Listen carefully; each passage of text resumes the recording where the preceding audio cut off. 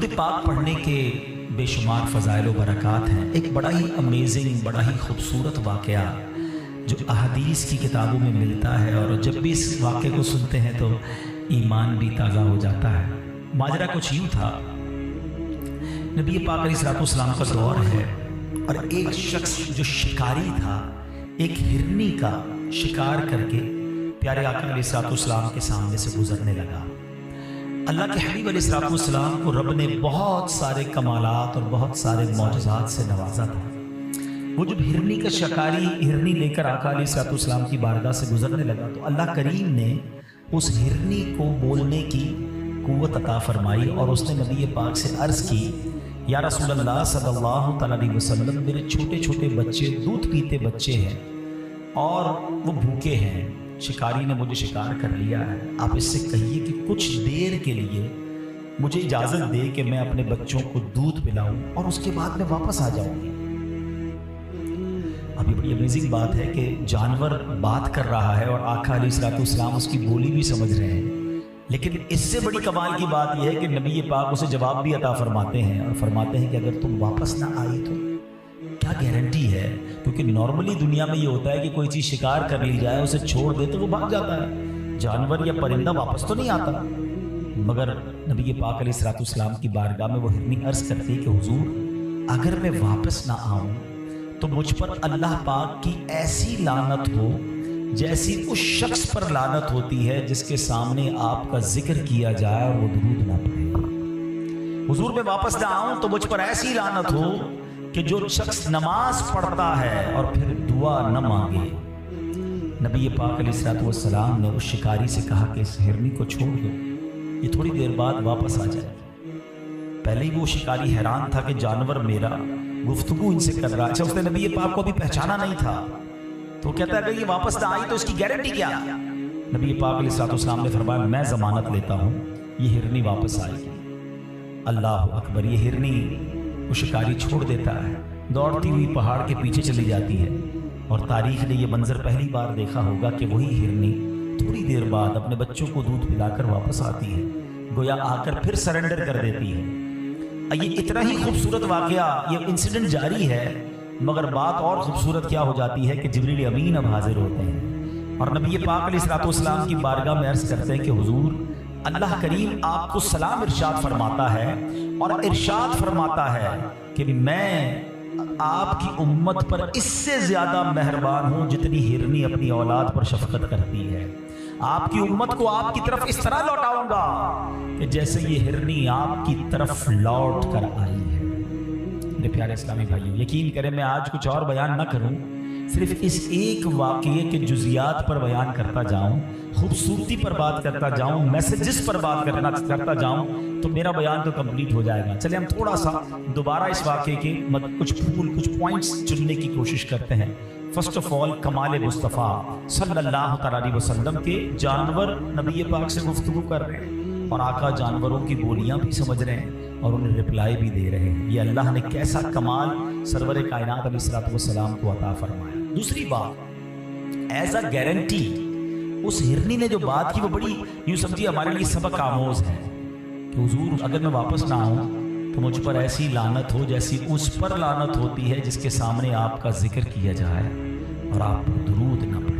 یہ بڑی اہم بات ہے۔ نارملی ہم لوگ درود پاک پڑھنے کو بڑی فضیلت کی بات سمجھتے ہیں اور سمجھنا چاہیے، لیکن اس کو گرانٹڈ لے لیتے ہیں کہ پڑھ لیا تو ٹھیک ہے، نہیں پڑھا تو کوئی بات نہیں۔ ایسا نہیں ہے۔ بینگ اے مسلم، یہ ہم پر نبی پاک علیہ السلام کا حق ہے کہ امتی آقا دو جہاں صلی اللہ تعالیٰ علیہ وسلم پر درود پڑھے، اور اسپیشلی جب نبی پاک صلی اللہ تعالیٰ علیہ وآلہ وسلم کا نام لیا جائے، آپ کے اور ہمارے سامنے جب آقا علیہ السلام کا نام لیا جائے تو تب درود ضرور پڑھنا چاہیے۔ تو اپنی عادت بنائیں کہ نبی پاک پر درود کثرت سے پڑھتے رہا کریں۔ اور دوسری بات جو اس نے کہی کہ حضور، اگر میں واپس نہ آؤں تو ایسی لعنت جیسی اس پر ہوتی ہے کہ جو نماز پڑھے اور دعا نہ مانگے۔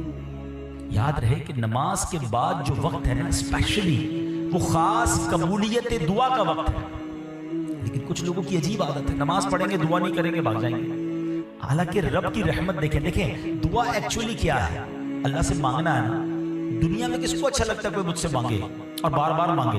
ہمیں تو مانگنے والا اچھا ہی نہیں لگتا، کوئی ایک بار مانگ لے، کوئی دوست ہو، قریبی ہو، بندہ اس کی ہیلپ کر دیتا ہے، دوبارہ مانگے تو کہتا ہے پہلے تو دیا تھا، اس کا کیا کیا؟ اور تیسری بار مانگے تو ہم کہتے ہیں اس کی تو عادت ہو گئی ہے مانگنے کی، چوتھی بار تو موبائل ہی نمبر ہی بلاک ہو جاتا ہے۔ یہ ہے دنیا والے، مگر رب کی شان دیکھو، جو نہیں مانگتا رب اس سے ناراض ہوتا ہے، اور جو جتنا مانگتا ہے اللہ اسے اتنا پسند کرتا ہے۔ کیسی شان کریمی ہے میرے مالک کی۔ قرآن میں اس نے فرمایا نا ادعونی استجب لکم، تم مجھ سے مانگو میں تمہیں عطا کروں، مگر ہم لوگ مانگنے میں ہی سستی کرتے ہیں، دعا مانگنے میں بھی کنجوسی کر رہے ہیں، حالانکہ الدعاء مخ العبادہ، حدیث پاک کے الفاظ ہیں دعا عبادت کا مغز ہے، تو پھر تو ہمیں کثرت سے دعا مانگنی چاہیے۔ تو پتہ چلا کہ دعا نہ مانگنے والے سے رب ناراض ہوتا ہے۔ اچھا، پھر ایک اور کمال کی بات یہ ہے کہ اس ہرنی نے پیارے آقا علیہ الصلوۃ والسلام سے یہ نہیں عرض کی کہ حضور مجھے چھڑوا دیں، شکاری نے مجھے پکڑ لیا ہے۔ ماں چاہے جانور کی ماں ہو، اس کو خیال اپنے بچوں کا ہی ہوتا ہے کہ حضور میرے بچے بھوکے ہیں، مجھے اجازت دلوائیں، میں اسے دودھ پلانا چاہتی ہوں۔ اور اب اگلی بات جو رب عز و جل نے ارشاد فرمایا کہ اے محبوب، تمہارا رب تمہیں سلام ارشاد فرماتا ہے، اور یہ ارشاد فرماتا ہے کہ جیسے یہ ہرنی لوٹ کر آئی ہے، رب فرماتا ہے تمہاری امت بھی تم پر لوٹا دوں گا۔ اس ہرنی کو اپنے بچوں سے جتنا پیار ہے، رب تمہاری امت پر اس سے زیادہ بھی مہربان ہے۔ سبحان اللہ، یہ اتنی مہربانیاں ہم پر کیوں ہیں؟ کیونکہ امتی کس کے ہیں؟ وہ ہمارے نبی، ان کے ہم امتی۔ امتی تیری قسمت پہ لاکھوں سلام، میری خوش قسمتی، میں تیرا امتی۔ یقین کریں یہ ہم پر کرم والا کرم ہوا ہے۔ پچھلے دنوں سوشل میڈیا کے پر ایک پوسٹ بڑی گردش کر رہی تھی کہ 200 سے زیادہ ملک ہیں دنیا میں، 400 سے زیادہ مذہب ہیں، ہزاروں قومیں ہیں، یہ رب کا ہم پر کتنا بڑا احسان ہے کہ ہمیں امت محمدی میں پیدا فرما دیا۔ یہ صرف اللہ کی مہربانی ہے، ہماری تو کوئی اوقات نہیں، نہ بن مانگے دیا اور اتنا دیا، دامن میں ہمارے سمایا نہیں۔ تو بہرحال میرے پیارے اسلامی بھائیوں، اس ایک واقعے سے ہم کو یہ سبق مل رہا ہے کہ درود پاک جو ہے وہ کثرت سے پڑھنا ہے، اور بالخصوص جب نام مصطفیٰ صلی اللہ تعالی علیہ وسلم ہم زبان سے لیں یا سنیں، اسے ضرور ہمیں درود پاک پڑھنا چاہیے۔ تو درود پاک ہماری زندگی میں، ہمارے شیڈیول میں ضرور شامل ہونا چاہیے، اور دس از دا منتھ، یہ تو مہینہ ہے کثرت سے درود پاک پڑھنے کا۔ اس مہینے میں اتنے درود پڑھو کہ باقی مہینوں میں عادت ہو جائے۔ تو آئیے مل کر محبت کے ساتھ بآواز بلند درود پاک پڑھ لیجئے۔ صلو علی الحبیب صلی اللہ تعالی علی محمد صلی اللہ علیہ وسلم۔ ہمارے آقا علیہ الصلوۃ والسلام کا امت سے پیار، ایک تو اس حدیث سے بھی پتہ چل رہا ہے کہ آقا بھی محبت کرتے ہیں، اور نبی پاک کی وجہ سے اللہ بھی اس امت پر بڑا مہربان ہے، کیونکہ میرے محبوب کی امت ہے۔ اچھا، محبت کا انداز کیا ہوتا ہے؟ سرکار علیہ الصلوۃ والسلام نے ہر موقع پر ہمیں یاد رکھا ہے۔ جی ہاں، نبی پاک جب دنیا میں تشریف لائے نا، 12 ربیع الاول کا دن تھا، پیر کا دن تھا، صبح صادق کا وقت تھا۔ نبی پاک کی جب ولادت ہوتی ہے، نبی پاک دنیا میں آتے ہی سجدے میں چلے گئے، اور زبان سے رب حبلی امتی کی آواز ہے۔ صدا کیا ہے؟ اے اللہ میری امت میرے حوالے کر دے۔ اور پہلا سجدہ کس لیے ہے؟ امت کی یاد میں ہے۔ سیدی اعلیٰ حضرت فرماتے ہیں نا، پہلے سجدے پہ روزے ازل سے درود، یادگاری یہ امت پہ لاکھوں سلام۔ رب حبلی امتی کہتے ہوئے پیدا ہوئے، حق نے فرمایا کہ بخشا الصلاۃ والسلام۔ ساری زندگی ہمیں یاد کرتے رہے، راتوں کو اٹھ اٹھ کر امت کے لیے دعائیں ہوتی، لمبے سجدے ہوتے، آنسو بہائے جاتے۔ معراج کی رات جب اللہ کی بارگاہ میں نبی پاک گئے، میں اور آپ کبھی مثال کے طور پہ ہمارا کوئی دوست ہو، ہمارا کوئی فیملی میں دوست ہو، جاننے والا ہو، رشتہ دار ہو، ہمیں کہا یار میرا یہ کام ہے، کبھی وزیر اعظم سے یا وزیر اعلیٰ سے بات ہو تو میرا یہ کام کروا دینا، اور ہماری اچانک کبھی ان سے ملاقات ہو جائے، ہمیں اپوائنٹمنٹ مل جائے، تو ادھر جا کر ہم کہتے ہیں پہلے میں اپنا کام تو کرا لوں، اس کی فائل تو بعد میں ذکر کریں گے۔ مگر دیکھو سرور کائنات علیہ الصلوۃ والسلام گئے رب کی بارگاہ میں، اللہ کریم کی بارگاہ میں گئے، وہاں بھی امت کو نہیں بھولے، ہمیں وہاں بھی یاد رکھا۔ مجھے ابھی پچھلے دنوں ایک صاحب نے میسج کیا کہ میں پودے لگانا چاہتا ہوں، کیا میں نبی پاک کے نام پر بھی پودے، ان کے اصالہ ثواب کے لیے بھی پودے لگا سکتا ہوں؟ یا نارملی قربانی کے دنوں میں لوگوں کو سوال ذہن میں آتا ہے کہ اپنے مرحومین کے اصالہ ثواب کے لیے ہم قربانی کرتے ہیں، کیا کیا نبی پاک علیہ السلام کے اصال ثواب کے لیے بھی قربانی کرنی چاہیے؟ تو میں نے ان کو یہی پچھلے دنوں جواب دیا کہ دیکھو جب منا کا دن تھا، آقا نے زندگی میں ایک ہی حج کیا ہے، جب اپنی قربانی کی تو امت کے نام کی بھی قربانی کی۔ نبی پاک نے اس وقت بھی جانور قربان کیا کہ یہ میری امت کی طرف سے ہے۔ اللہ اکبر، جو نہ بھولا ہم غریبوں کو رضا۔ آقا نہیں بھولے ہمیں، جو نہ بھولا، each and every step he remembered us, always he remembered us، ہر موقع پر ہمیں یاد رکھا۔ جو نہ بھولا ہم غریبوں کو رضا، یاد اس کی اپنی عادت کیجئے۔ ہم بھول جاتے ہیں نبی پاک کو، وہ ہمیں نہیں بھولے، ہر قدم پر یاد رکھا۔ اللہ کی بارگاہ میں گئے، وہاں بھی یاد رکھا۔ اور سنو، جب قبر منور میں نبی پاک کو اتارا جا رہا تھا نا، ہاں، تو ایک صحابی نے دیکھا کہ لبہائے مبارکہ کو جنبش ہو رہی ہے، آقا کے مبارک ہونٹ جو ہے وہ ہل رہے ہیں۔ وہ کان قریب لے گئے تو قبر مبارک میں بھی امتی امتی کی صدا ہے۔ اتنا پیار۔ میں کبھی کبھی ینگسٹر سے کہا کرتا ہوں کہ یار تم نے بڑے آئیڈیل بنائے ہوئے ہیں، کسی کا کوئی کرکٹر آئیڈیل، کسی کا کوئی فٹ بالر آئیڈیل، کسی کا کوئی اداکار، تو کوئی فلاں فیم پرسنالٹی۔ تو ایک بار مجھے ایک ینگسٹر ملے، میں نے کہا یار جس کو تم بڑا ایڈمائر کرتے ہو، بڑے انسپائر ہو، وہ تمہیں جانتا ہے؟ کبھی وہ تو نہیں جانتا۔ اچھا کبھی ملاقات ہوئی؟ کبھی ملاقات نہیں۔ اچھا تمہارا کبھی خیال رکھا اس نے؟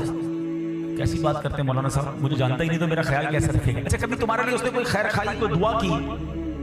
نہیں، کیسی باتیں کر رہے، وہ بڑا آدمی ہے، مجھے کہاں جانے گا، بس میں تو اس کو دیکھتا ہوں، اس کے ریکارڈز دیکھیں، اس کی کلپ دیکھیں، بس مزہ آتا ہے، اس کو ایڈمائر کر رہا ہوں۔ ہائے ہائے ہائے، ہم اس کے پیچھے پڑے ہیں جو ہمیں جانتا نہیں ہے۔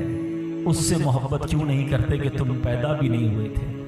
1400 سال پہلے جو تمہارے لیے سجدے کرتا تھا، 1400 سال پہلے جو تمہارے لیے دعائیں کرتا رہا، جو رب کی بارگاہ میں گیا تو تمہیں نہ بھولا، وہ آقا علیہ السلام ہمیں آج بھی اپنی قبر منور میں یاد کر رہے ہیں۔ اب جو گفتگو، جو جملہ کہنے جا رہا ہوں نا، بڑا سینسیٹیو ہے، اللہ کرے کہ آپ سمجھیں اور اس کی خوبصورتی کو محسوس کریں۔ نبی پاک آج بھی قبر منور میں امت کو یاد کر رہے ہیں۔ امام عشق و محبت سیدی اعلیٰ حضرت اپنی کتاب فتاوی رضویہ میں لکھتے ہیں کہ آپ نے دیکھا ہوگا کبھی کبھی کان بجتے ہیں، کبھی کبھی زندگی میں ایک بار ایسا ہو جاتا ہے، 2 بار ایسا ہو جاتا ہے کہ بندہ کہتا ہے مجھے کچھ سنائی دیا ہے۔ ہمارے یہاں کہتے ہیں کان بج رہے ہیں، تو برابر والا دوست یا فیملی ممبر کہتے ہیں نہیں کچھ بھی نہیں، ایسی کان بج رہے ہوں گے، ہمیں تو کوئی آواز نہیں آئی۔ فرمایا جب کان بجے نا، فیل ہو کہ اینی بڈی، کسی نے پکارا ہے تمہیں، تو درود پڑھ لینا کہ یہ وہی آواز ہے جو نبی پاک قبر منور میں لگا رہے ہیں۔ کبھی کبھی کسی کی روح سے جا کے وہ ٹکراتی ہے تو فوراً درود پڑھنا کہ یہ درود پڑھنا مستحب ہے۔ تو ایسے ہیں میرے آقا، بتاؤ ان سے کتنی محبت ہونی چاہیے، ان کی شفاعت۔ اللہ اکبر۔ اب میں آتا ہوں، یہ تو وہ مہربانیاں تھی جو انہوں نے اپنی حیات طیبہ میں کی۔ Now talk about day of judgement. ایک بہت بڑی مہربانی ابھی ہونی ہے، ایک ایسا مشکل دن آنا ہے، ہم سب نے اس دن کو فیس کرنا ہے، جس کو یوم القیامہ کہتے ہیں، یوم محشر کہتے ہیں۔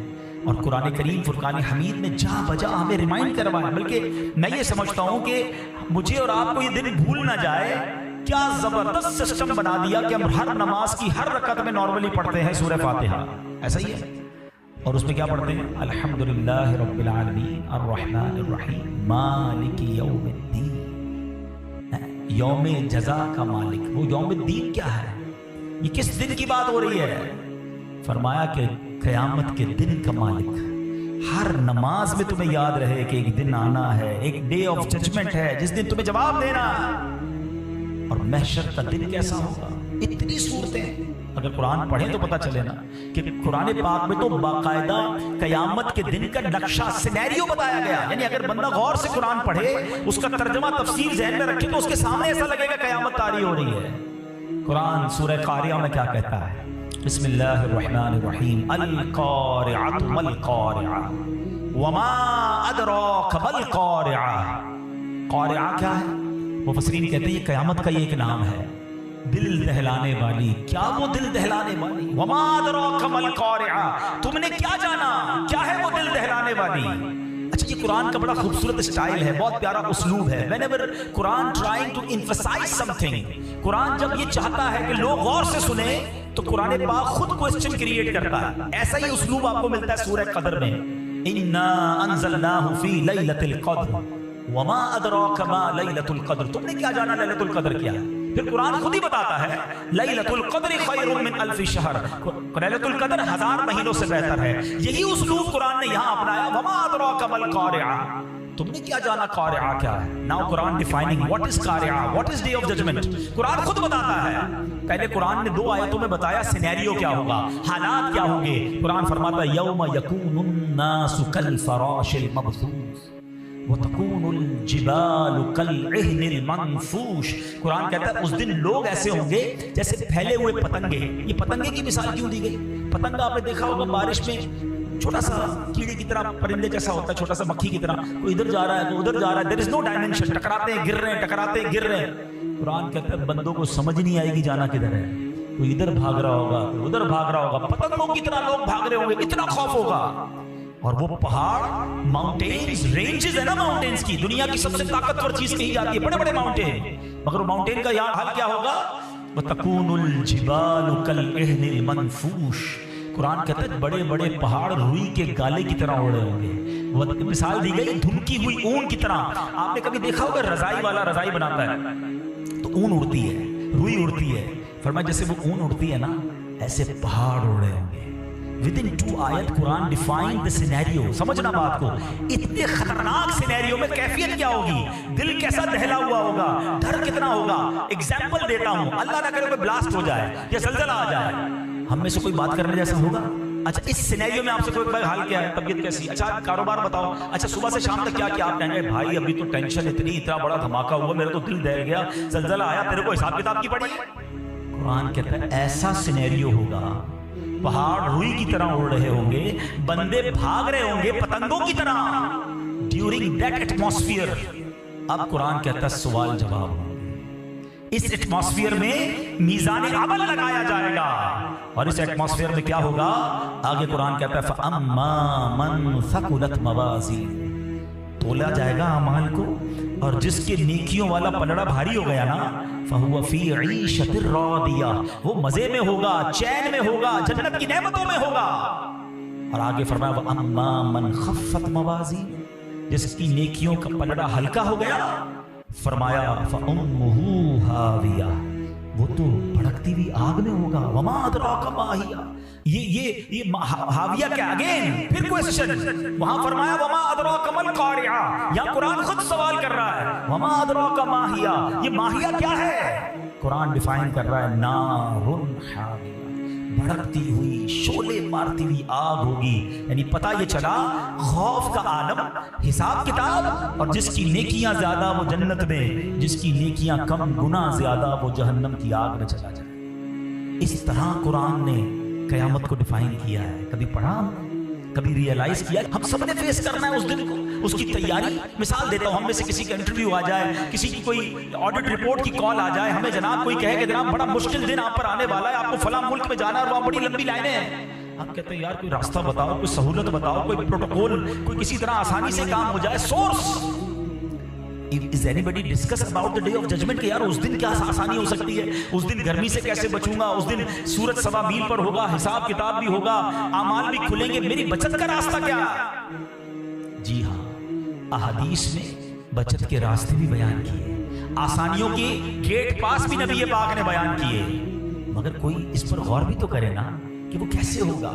آؤ میں آج آپ کو قیامت کیسے طاری ہوگی اس کے کچھ مناظر، بڑی پیاری کتاب ہے، میں مشورہ دوں گا. ظاہر ہے بہت ساری باتیں تھوڑے سے بیان میں نہیں ہو سکتی، مگر یہ ایک ایسی حقیقت ہے جو ہونے والی ہے. اس کو ضرور پڑھیں. کتاب کا نام ہے بہار شریعت، حصہ اول. اس کے اندر مفتی امجد علی اعظمی صاحب نے جس ڈیٹیل میں احادیث کے ذریعے بیان کیا کہ قیامت طاری کیسے ہوگی، اس دن اسٹیپ بائی اسٹیپ کیا ہوگا، اس کو ضرور پڑھیں. اپنی فیملی کو بھی سنائیں. میں اس کی کچھ جھلک آپ کو بتاتا ہوں. سنیے، مفتی صاحب لکھتے ہیں کہ قیامت جب طاری ہوگی نا، اللہ تعالیٰ اگرچہ مرنے کے بعد انسان کے جسم کے اجزاء متفرق ہو گئے ہوں گے، چورا چورا جسم تو ختم ہو جاتا ہے، مختلف جانوروں کی غذا بن گئے ہوں گے، مگر اللہ تبارک و تعالیٰ ان سب اجزاء کو جمع کر کے قیامت کے دن اٹھائے گا. حشر صرف روح کا نہیں ہے، یاد رکھیے گا، روح اور جسم دونوں کا ہے. ایسا نہیں کہ صرف روحیں اٹھیں گی، بلکہ جسم بھی پورے بن کر اٹھیں گے.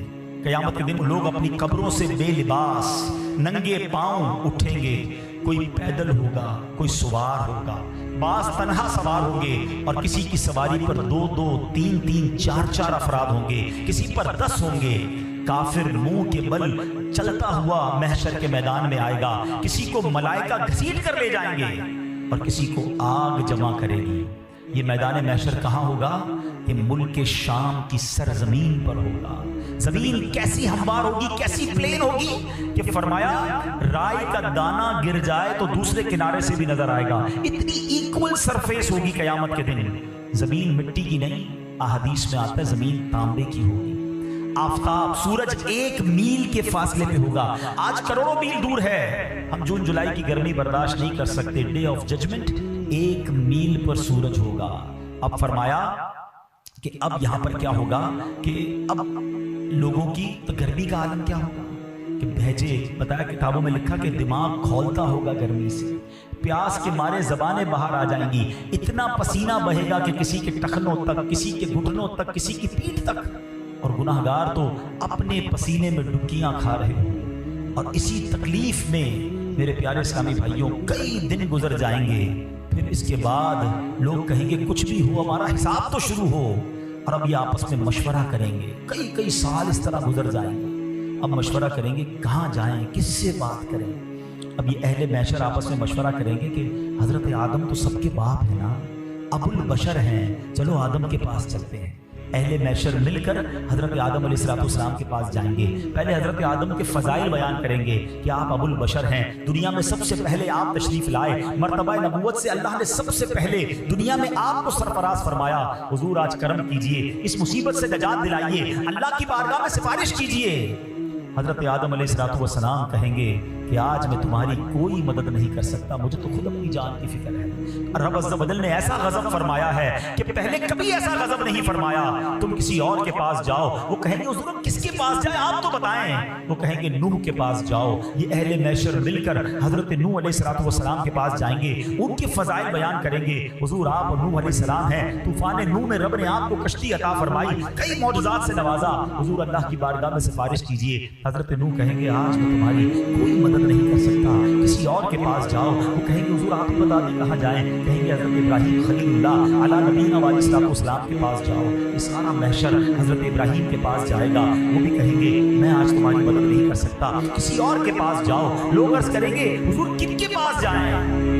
حضرت ابراہیم کیا کہیں گے؟ وہ کہیں گے کہ تم حضرت موسیٰ کے پاس جاؤ۔ حضرت موسیٰ کہیں گے حضرت عیسیٰ کے پاس جاؤ۔ آخر میں حضرت عیسیٰ علیہ السلام کہیں گے اگر جانا ہے تو جناب رسول اللہ کے پاس جاؤ، آخری نبی علیہ السلام کے پاس جاؤ، وہی آج تمہاری مدد کریں گے، انہی کے ہاتھ میں شفاعت رکھی ہوئی ہے۔ اللہ اکبر۔ جب یہ سارا محشر گھومتے نبی پاک کی بارگاہ میں پہنچے گا، حضور کے دربار میں آئے گا، تو نبی پاک علیہ السلام مطمئن ہوں گے، وہ لوگ کہیں گے حضور ہماری مدد فرمائیے، ہم بڑے پریشان ہیں۔ میرے آقا نہیں کہیں گے اذهبوا الی غیری، سارے انبیاء کیا کہیں گے؟ اذهبوا الی غیری، کسی اور کے پاس جاؤ۔ نبی پاک فرمائیں گے انا لہا انا صاحبکم، کہ میں ہوں تمہارے لیے، آج میں ہی تمہاری شفاعت کروں گا۔ اور جب یہ سارے لوگ وہاں پہنچیں گے تو آقا علیہ السلام رب کی بارگاہ میں صدقہ فرمائیں گے۔ میں اس پورے واقعے کو یہاں روکتا ہوں۔ There is one very relevant question، یہ سارے لوگ جو ہیں سب نبیوں کے پاس کیوں جائیں گے؟ اچھا ہو سکتا ہے ہم میں سے کسی کے ذہن میں سوال آئے، یہ تو حدیث میں ہے نا کہ ایسا ہوگا، اور ہمیں پتہ چل گیا کہ آخر میں شفاعت تو نبی پاک نے کرنی ہے، تو ہم سارے بھی قیامت کے دن ڈائریکٹ نبی پاک کے پاس چلے جائیں گے۔ ہمیں تو حدیث کے ذریعے پتہ چل گیا، اب ہمیں کیا ضرورت ہے کسی اور نبی کے پاس جانے کی؟ لیکن علماء کہتے ہیں ہوگا ایسا نہیں، ہمیں معلوم ضرور ہے، مگر محشر کے دن سب بھول جائیں، سب حضرت آدم کے پاس جائیں گے، اسی طرح یہ سارا معاملہ ہوگا۔ اور اس کی وجہ ہے، اس کی وجہ کیا ہے؟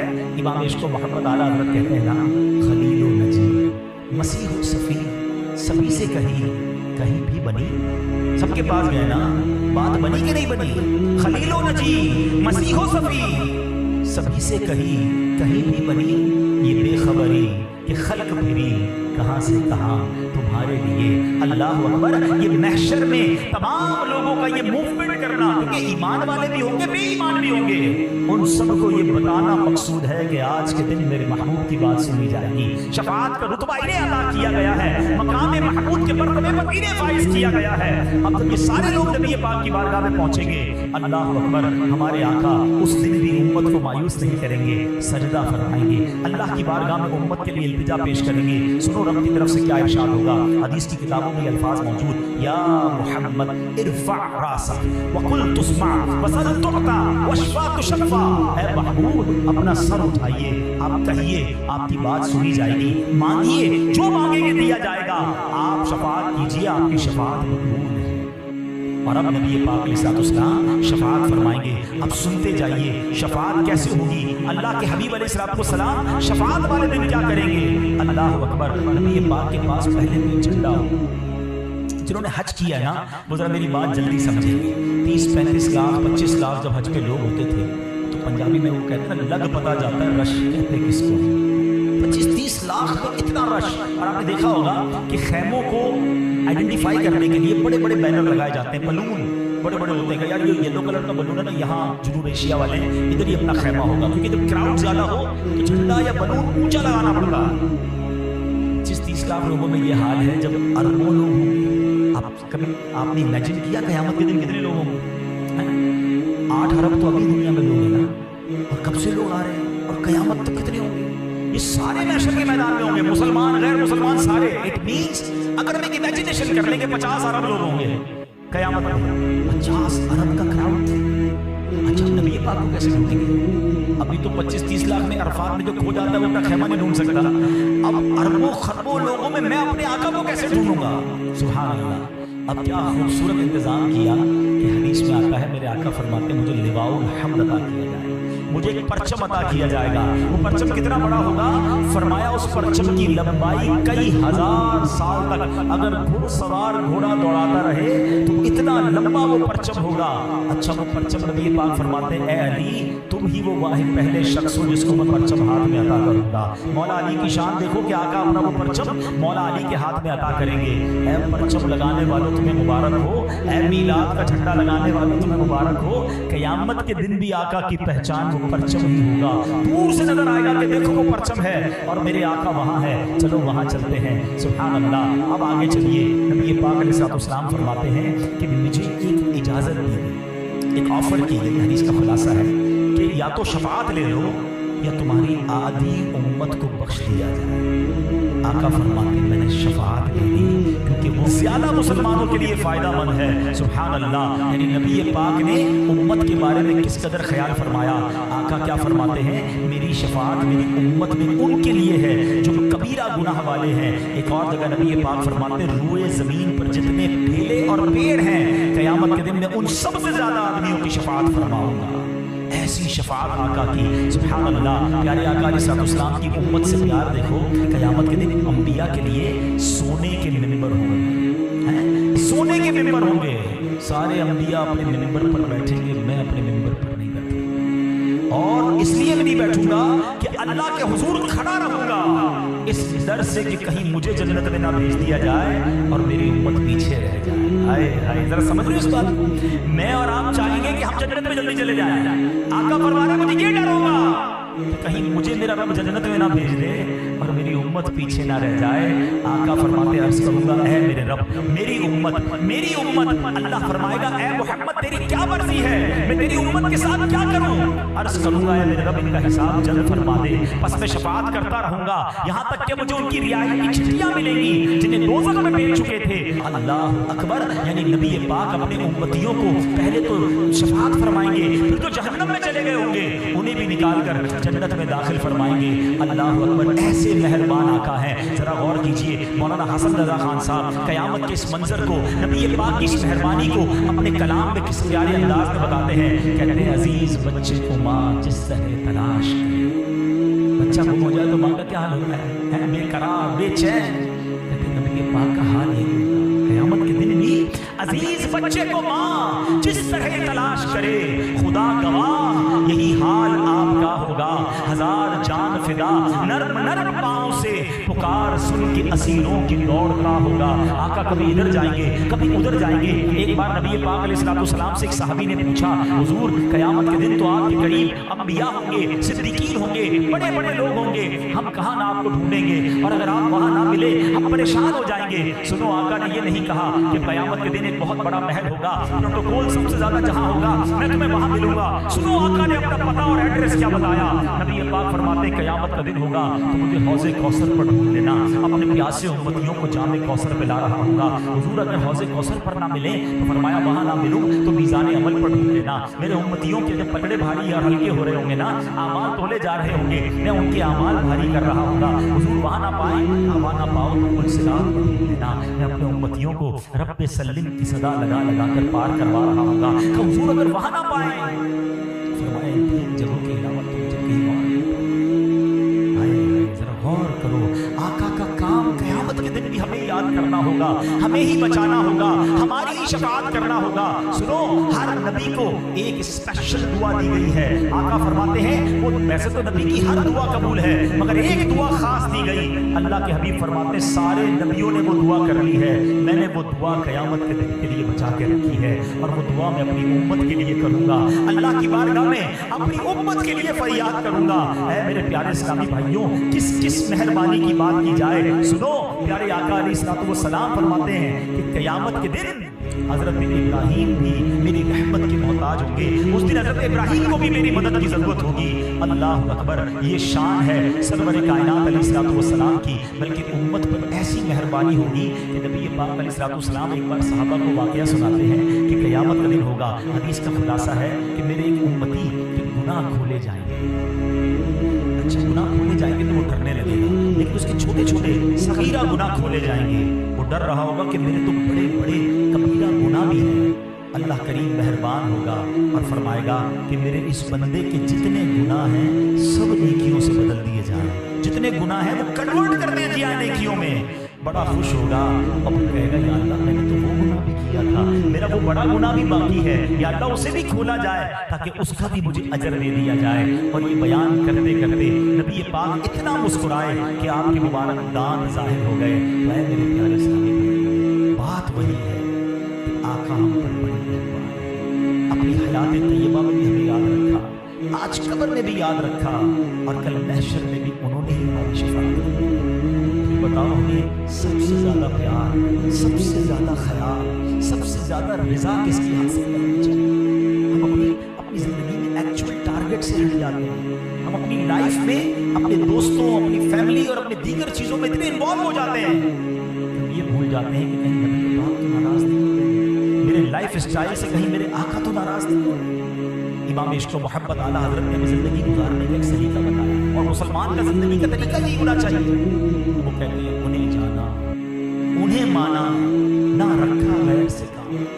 पहले आका की रज़ा टारगेट रखनी है। ऐसा ना हो कि मेरे फैमिली फंक्शंस, मेरे दोस्तों की गैदरिंग, मेरी आउटिंग्स, मेरा बिजनेस, मेरी एटीट्यूड ऐसे तो नहीं कि मैं वो जो करता हूँ वो नबी पाक नाराज हो जाते हैं, अल्लाह और उसके रसूल नाराज हो गए तो मुझे क़यामत के दिन और किधर जाना है? मैसेज लेकर जाए, और यही मेरे और आपके ईमान का तकाजा भी है कि हम सबसे ज्यादा मोहब्बत करें तो जनाबे रसूलुल्लाह सल्लल्लाहु अलैहि वसल्लम से करें। अच्छा, दुनिया का भी दस्तूर है ना, जो मेरा ज्यादा ख्याल रखता है तो उसको उतना उससे इतना प्यार करता हूँ, उतना ख्याल रखता हूँ, उसको नाराज ना हो इस बात का मुझे फिक्र होती है। हमसे ज्यादा तो हमारा ख्याल करने वाला कोई नहीं है ना, तो फिर हम क्यों उनकी नाराजगी की फिक्र ना करें? उनकी सुन्नतों पर जो अमल नहीं करता, जो नमाज की पाबंदी नहीं करता, जो सच्चे आका का उम्मती होकर झूठ बोलता है, जो प्यारे आका की तालीमात ये है कि हलाल कमाओ और हराम कमाता, तो वो गौर करें कि मैं जिंदगी कैसे गुजारूं। नबी पाक को क़यामत के दिन वो भी तो दिखाना है। तो बहरहाल प्यारे आका से मोहब्बत का तकाजा ही है, क़यामत के दिन उन्हीं की तो शफाअत लेनी है, तो उनकी रज़ा वाली ज़िंदगी गुजारी जाए, सुन्नतों के मुताबिक ज़िंदगी गुजारी जाए, नमाजों की पाबंदी की जाए, तो इंशाअल्लाह नबी पाक ज़रूर मेहरबान आका क़यामत के दिन हमारी शफाअत भी करेंगे और हमें अपने साथ जन्नत में ले जाएंगे। सुन्नत की बड़ी अहमियत है, याद रखिए। आका फरमाते फमन रग़िबा अन सुन्नती फलैसा मिन्नी, जिसने मेरी सुन्नत से मुँह मोड़ा वो हमसे नहीं। सुन्नत के बगैर ज़िंदगी गुजरती रही, और आका ने क़यामत के दिन फरमा दिया कि मैंने तो कहा था जिसने सुन्नत से मुँह मोड़ा वो हमसे नहीं। सुन्नत का दामन थामना है, जिंदगी सुन्नत के मुताबिक गुजारो। सुन्नत के मुताबिक जिंदगी डिफिकल्ट नहीं करती, ایسی پیاری باتیں دعوت اسلامی کے نام میں سکھائی جاتی ہیں. ایسے بیانات ہم بار بار سنتے رہیں گے تو محبت رسول میں اضافہ ہوگا اور انشاءاللہ نیکیوں پر عمل کرنے کا جذبہ بھی بیدار ہوگا. اور یہ بیانات آپ مدنی چینل پر بھی سن سکتے ہیں، تو مدنی چینل زیادہ سے زیادہ دیکھتے رہیں. جب جب موقع ملے دعوت اسلامی کے مرکز فیضان مدینہ میں تشریف لائیں. اللہ کریم عمل کی توفیق عطا فرمائے. آمین بجاہ النبی الامین صلی اللہ علیہ وسلم. صلوا علی الحبیب صلی اللہ علیہ وسلم. الحمدللہ رب العالمین، والصلاة والسلام علی سید الانبیاء والمرسلین. اللهم ربنا آتنا في الدنيا حسنة وفي الآخرة حسنة وقنا عذاب النار وقنا عذاب القبر وقنا عذاب الحشر وقنا حساب الميزان. اے رب کریم ہم سب کا جمع ہونا اپنی بارگاہ میں قبول فرما. ہمارے تمام صغیرہ کبیرہ گناہوں کو معاف فرما. ہماری ہمارے والدین کی، نبی پاک علیہ السلام کی ساری امت کی بخشش فرما. اے اللہ آج ہم نے قیامت کے دن کا منظر قرآن و حدیث کے ذریعے سنا ہے. اللہ محشر کے دن کی سختیوں سے بچانا، محشر کے دن کی گرمی سے بچانا، محشر کے دن کی پیاس سے بچانا، اس دن کی رسوائی سے بچانا. اے اللہ جن خوش نصیبوں کو تیرے عرش کا سایہ نصیب ہو، اے اللہ ان خوش نصیبوں میں ہم سب کو شامل فرما دے. اے کریم اس دن ہمارا نامہ اعمال ہمارے دائیں ہاتھ میں عطا ہو. نیکیوں کا پلڑا اپنے کرم سے بھاری فرما دینا، اور جو بلا حساب جنت میں داخل ہوں ان خوش نصیبوں میں ہمارا نام بھی لکھ دے، ہمارے ماں باپ کا نام بھی لکھ دے. اے کریم آقا کی ساری امت کی بخشش فرما. جتنے ہاتھ اٹھے ہیں تو نام بھی جانتا ہے اور سب کے کام بھی جانتا ہے. اے شفا دینے والے ہمارے بیماروں کو شفا عطا فرما. قرض داروں کے قرضے اتر جائیں. بے اولادوں کو نیک اور صالح اولاد عطا فرما. روٹھوں کو بنا دے، بچھڑوں کو ملا دے. اے کریم ہماری دنیا بھی اچھی کر دے، ہماری آخرت بھی اچھی کر دے. بار بار مکے مدینے کی حاضریاں ہم سب کا مقدر فرما. ہمیں زوال نعمت سے بچا. ہمیں اے رب کریم دنیا کی بھی خیر عطا فرما، آخرت کی بھی خیر عطا فرما. اے رب کریم ہم سب کے رزق حلال میں برکت عطا فرما. رزق حرام سے ہم سب کو محفوظ فرما. ہمارے بچوں کو ہماری مغفرت کا ذریعہ بنا. ہمارے بچوں کو ہماری آنکھوں کا نور بنا. جن بچے بچیوں کے رشتے ہو گئے ان کو گھروں میں خوشیاں عطا فرما، اور جن کے رشتے ہونا باقی ہیں اے اللہ ان کو اچھے اور نیک رشتے بھی نصیب فرما دے. اللہم ربی یسر ولا تعسر وتمم لنا بالخیر یا فتاح وبک نستعین ببرکۃ ان اللہ وملائکتہ یصلون علی النبی یا ایھا الذین آمنوا صلوا علیہ وسلموا تسلیما. اللہم صل علی سیدنا ومولانا محمد طب القلوب ودوائها وعافیة الابدان وشفائها ونور الابصار وضیائها وعلى آلہ وصحبہ وبارک وسلم. جب تمہیں واپسی ہو یا اللہ، سامنے ہو روضہ رسول اللہ اور لب پہ ہو لا الہ الا اللہ